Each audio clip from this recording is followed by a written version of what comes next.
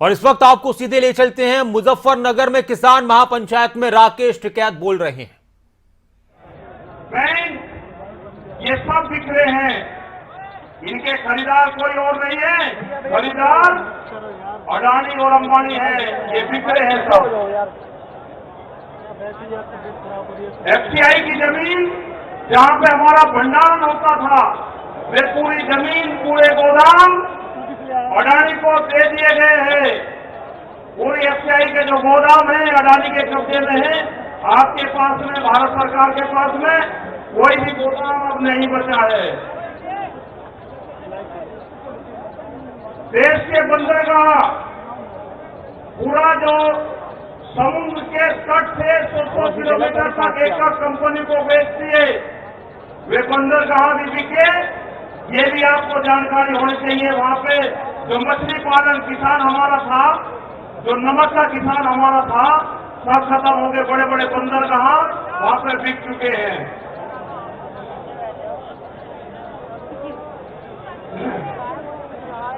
ये जल को बेच रहे हैं, जल का पूर्ण रूप से प्राइवेट कंपनियों को नदियां बेची जा रही है। जो नदियां, जो जल हमारी जीवन रेखा होती थी, उनको बेचने का काम पूरे देश में करा जा रहा है।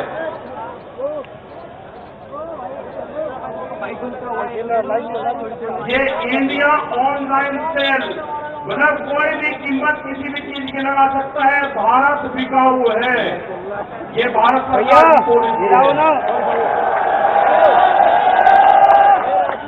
अब खतरे में कौन कौन है? ओएनजीसी, बीपीसीएल, इस्पात, शिक्षा, प्राइवेट जो चिकित्सा हो रही है, और देश के संविधान भी खतरे में है। जो बाबा भीमराव अंबेडकर का संविधान था, वो भीड़ में बता जा रहा है। हम उसको भी बता रहे हैं कि बाबा भीमराव अंबेडकर का संविधान भी खतरे में है, उसको भी बचाना है। और ये खेती किसानी जिससे ये आंदोलन शुरू हुआ, ये खेती और किसानी भी बिक्री के कगार पे है।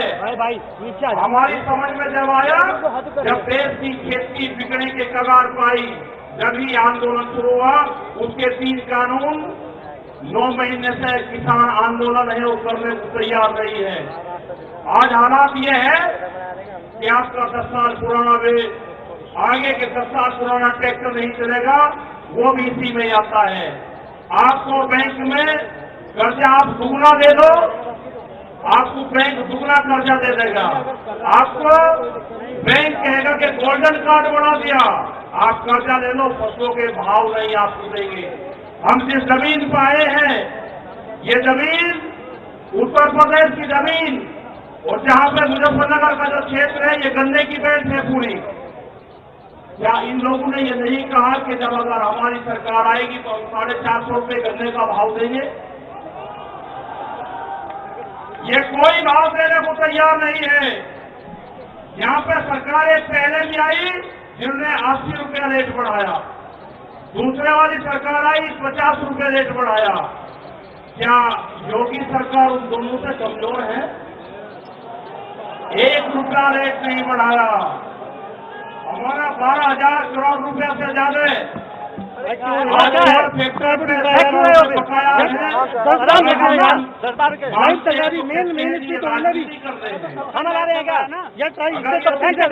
राजनीति है।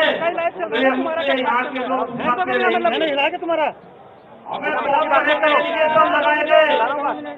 हम लोग महीने से बातें हैं, आप लोगों के बीच से वहां पे गए, आप बहुत जिम्मेदारी के साथ में वहां पे छोड़ गए।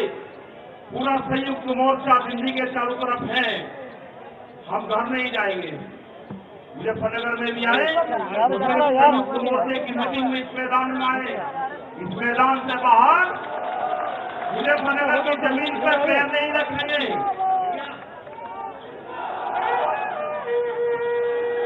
यहाँ पे मुजफ्फरनगर की जमीन पे हम पैर नहीं रखेंगे। हम गाड़ी से यहाँ से वापसी जाएंगे।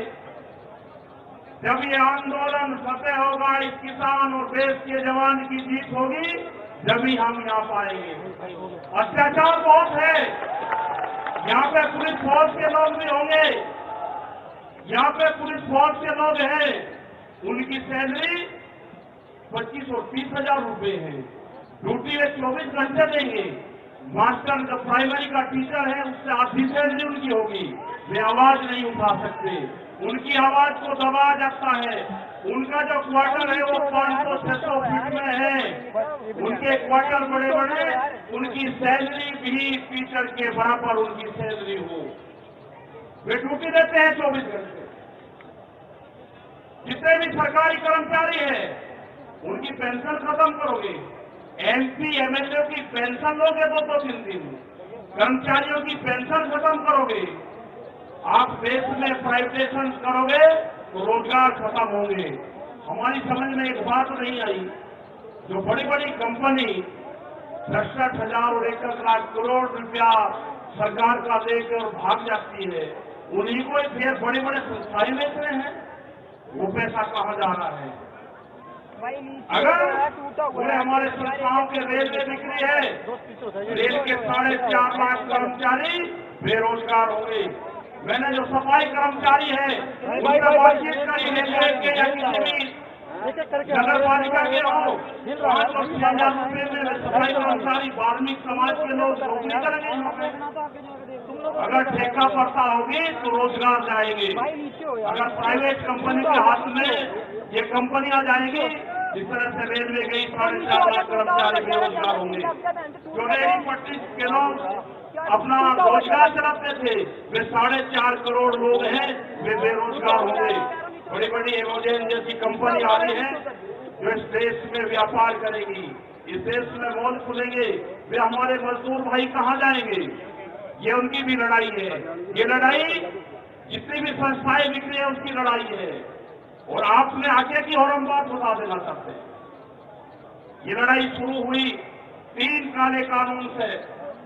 ये लड़ाई शुरू हुई एमएसपी पे गारंटी कानून से। हमने एक ही जिले का एक डाटा भारत सरकार को दिया, यहाँ उत्तर प्रदेश के अधिकारियों को दिया, यहाँ के मुख्यमंत्री को दिया। रामपुर जिले में जो मंसूरी धान की खरीद होती है वो बिहार में पैदा होता है, उसको बेच रहा है यहाँ पे। वो पंजाब जाता है, हरियाणा जाता है। बड़े व्यापारी का धान फसलें एमएसपी पे बिकती है, किसान की 10 से 15% बिकती है। ये आपको समझना होगा। पूर्ण रूप से फसलों के दाम नहीं तो वोट नहीं, ये नारा लगाना पड़ेगा। फसलों के दाम नहीं तो वोट नहीं। जब तक इस सरकार को वोट की चोट नहीं दोगे, ये दोनों बाहरी लोग हैं, इनको यहां से जाना होगा। अमित शाह, मोदी और योगी ये चुनाव जीत का है। ये उत्तराखंड से चुनाव जीत के प्रधानमंत्री बने, कोई ऐतराज नहीं। उत्तर प्रदेश की जमीन से जीत के गुजरात में गुंडागर्दी के दम पे आना हो, वहां पे पुलिस स्टेट है, वहां पर जीत के देश का प्रधानमंत्री बने, कोई ऐतराज नहीं है। लेकिन उत्तर प्रदेश की जमीन पे ये दंगा करवाने वाले लोग हैं, इनको यहाँ पे बर्दाश्त यहाँ की जनता नहीं करेगी। ये मिशन जो संयुक्त मोर्चे का है ये तय हो चुका है। और हम वो 28 तारीख की याद आप सबको याद होगी। वो 28 तारीख की याद भी याद कर लेना। वहां पर ना मुसलमान बचना था, ना सरदार भाई बचना था, और ना देश का किसानी झंडा बचना था। उस रात को देश में आंदोलन का कत्लेआम होता, उसके बाद में देश में कोई आंदोलन नहीं हो सकता था।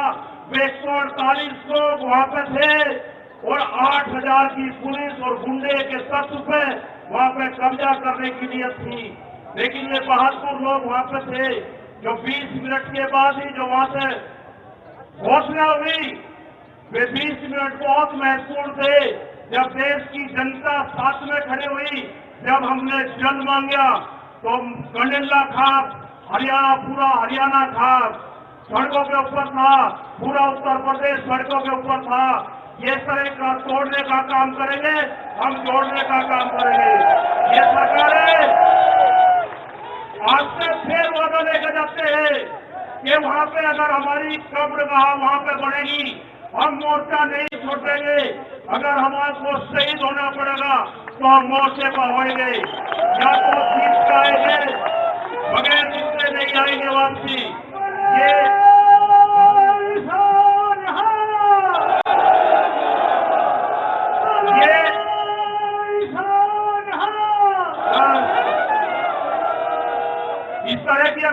हमारे देश में होंगी तो ये दंगे करवाने का काम करेगी। पहले भी नारे लगते थे जब टिकैत साहब थे, अल्लाहू अकबर, अल्लाहू अकबर, ये नारे लगते थे। हर हर महादेव और अल्लाहू अकबर के नारे इसी धरती से लगते थे। ये नारे हमेशा लगते रहेंगे, ये नारे हमेशा लगते रहेंगे। दंगा यहाँ पर नहीं होगा। ये तोड़ने का काम करेंगे, हम जोड़ने का काम करेंगे। किसी गलत फहमी में मत रहना। ये देश हमारा है, ये प्रदेश हमारा है, ये जिले हमारे हैं। आप तैयार रहना। ये कहते हैं कि लाल किले पे किसान गया, अगर लाल किले पे नहीं, किसान तो अगर जाता तो पार्लियामेंट पे जाता जहां पे कानून बने हैं। लाल किले पे धोखे से लेके गए हैं आप हमको, हमारे लोग नहीं गए। धोखे से लेके आप लोग गए हैं। क्या कोई देश की एजेंसी है कि जो उसको जांच कर रहे? क्योंकि कोई एजेंसी बोलने को तैयार नहीं है। पूरे देश पे इनका कब्जा हो चुका है, पूरी एजेंसियों पे। देश में कैमरा और कलम पे बंदूक का पहरा है। कैमरा और कलम पे किसी प्रेस की हिम्मत नहीं कि वो किसान के पक्ष में दिखा दे। निगेटिव दिखाते हैं बहुत प्रेस के लोग। तो इन सब लोगों को आपको ध्यान रखना है। ये आंदोलन जारी रहेगा। वो 28 तारीख की जो काली रात है उसको आप याद करते रहना। हम वहां से हटेंगे नहीं, किसी भी कीमत पर वहां से जाएंगे नहीं। देश के नौजवानों का रोजगार का सवाल है। 450 रुपया क्विंटल गन्ने का इन्होंने भाव की बात करी थी, वो चाहिए हमको। हमको फसलों पे एमएसपी की गारंटी चाहिए। प्रधानमंत्री ने कहा कि 2022 में फसलों के रेट दुगने होंगे, आमदनी दुगनी होगी। 3 महीने की बात रहेगी है। 1 जनवरी से बिकने वाली फसलें दुगने रेट में बेचेंगे। ये प्रचार हम करेंगे। हम जाएंगे देश की जनता के बीच में, पूरे देश में संयुक्त मोर्चा आंदोलन करेगा। और हमने बार बार कहा कि हमारे पंच भी यही है, हमारा मंच भी वही है। आपने बात सुनी, ये 20 लाख से ज्यादा लोग मुजफ्फरनगर की जमीन पाए। इन सब का बहुत बहुत धन्यवाद। सभी वालियों का धन्यवाद। अभी हमारे कुछ लीडर रह रहे हैं, आप उनकी बात सुनोगे। धन्यवाद। जय हिंद, जय भारत। वाहेगुरु जी का खालसा, वाहेगुरु जी की फतेह। बैठो बैठो। हमारे सतनाम जी 1 मिनट में आपका स्वागत करेंगे। सतनाम सिंह जी, बिल्कुल बात ठीक है कि ये लड़ाई आपके दम पे ही लड़ी जाएगी और जीती जाएगी। आपका दम पे ही ये लड़ाई जीती जाएगी। ट्रैक्टरों को तैयार रखना, कभी भी जरूरत पड़ सकती है उनकी।